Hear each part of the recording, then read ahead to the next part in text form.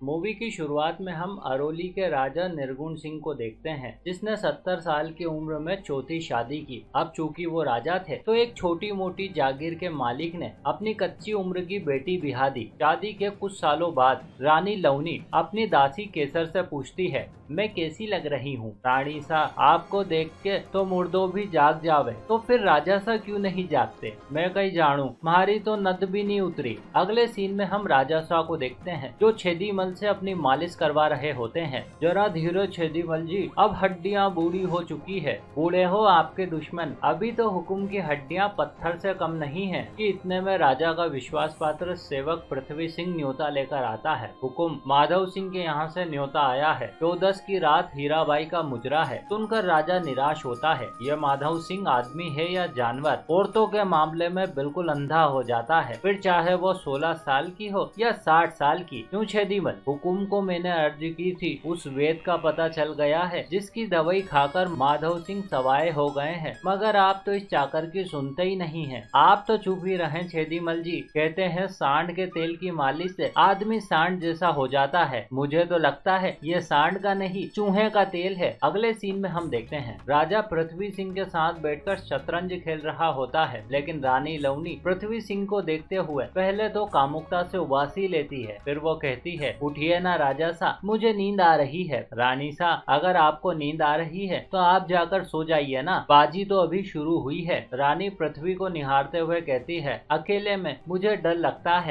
है भूत प्रेत आ जाएंगे। लेकिन पृथ्वी सिंह आंख उठाकर भी नहीं देखता। उधर केसर रानी के हाव भाव अच्छे से समझ जाती है। अब अगले सीन में हम देखते हैं रोज की तरह आज भी राजा रानी के साथ कुछ नहीं कर पाया। नतीजतन रानी नाराज होकर सो जाती है। अगले दिन स्नान करते समय रानी केसर से पूछती है, अगर बादल गरजे ही गरजे और बरसे नहीं तो क्या होगा? होनो कई फूल पत्ता मुरझा जाएला। मैं मुरझाना नहीं चाहती केसर, इन आँखों में तुझे क्या दिखता है? दिखाओ प्यार, ये कैसे बुझेगी? आप बोलो तो बादल के पास संदेशा लेकर जाऊं। किस बादल के पास? ऐसा बादल जो बरसेला पर गरजेला कोनी। उस बादल का कोई नाम धाम तो होगा। वो बादल आसमान पे कोनी रेवे, पृथ्वी पे रेवे।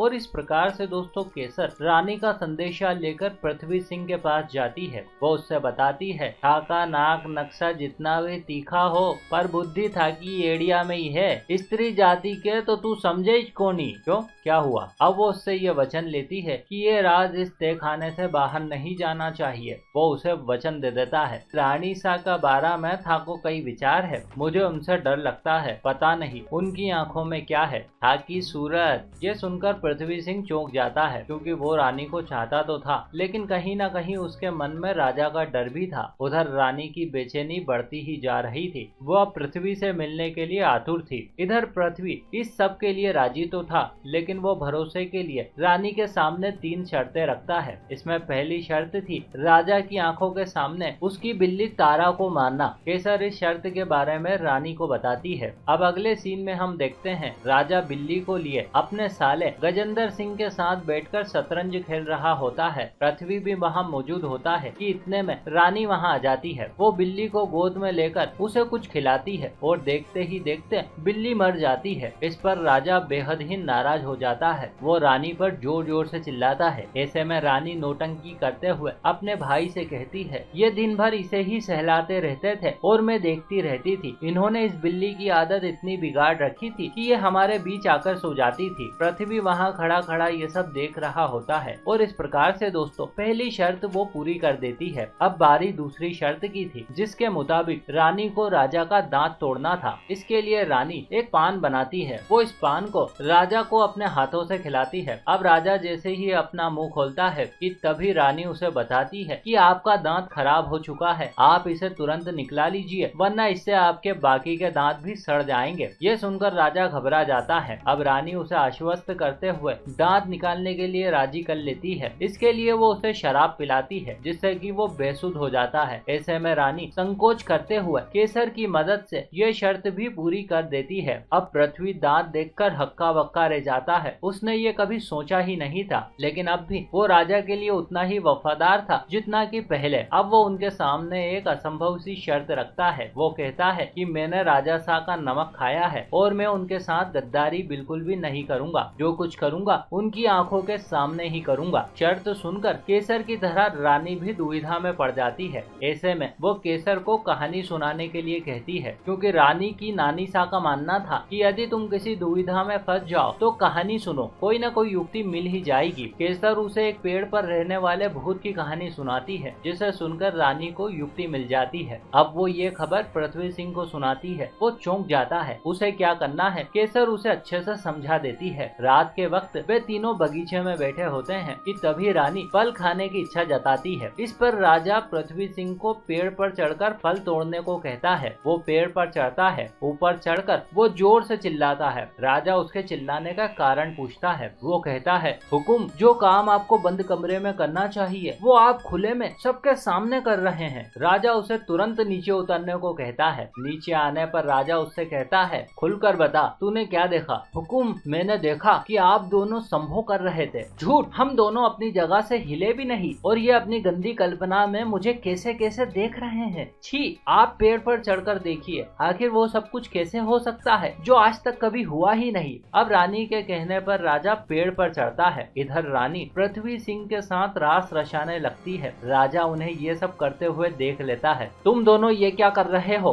कुछ नहीं। अब राजा आग बबूला होकर नीचे उतर जाता है। इतना झूठा आरोप, ऐसा करना तो दूर, मेरे लिए ऐसा सोचना भी पाप है। आप बेझिझक मेरे सीने में खंजर उतार दीजिए। राजा जैसे ही उस पर खंजर से वार करने वाला होता है कि तभी रानी बोल पड़ती है, सुहागरात से लेकर आज तक आपने मुझे कुछ नहीं दिया, और आज दिया भी तो वेश्या और निर्लज्ज जैसे अनमोल वचनों के गहने। मैंने जो अपनी आंखों से देखा वो, और मैंने जो अपनी आंखों से देखा था वो हो ना हो इस पेड़ पर भूत का वास है या फिर किसी बुरी आत्मा का साया।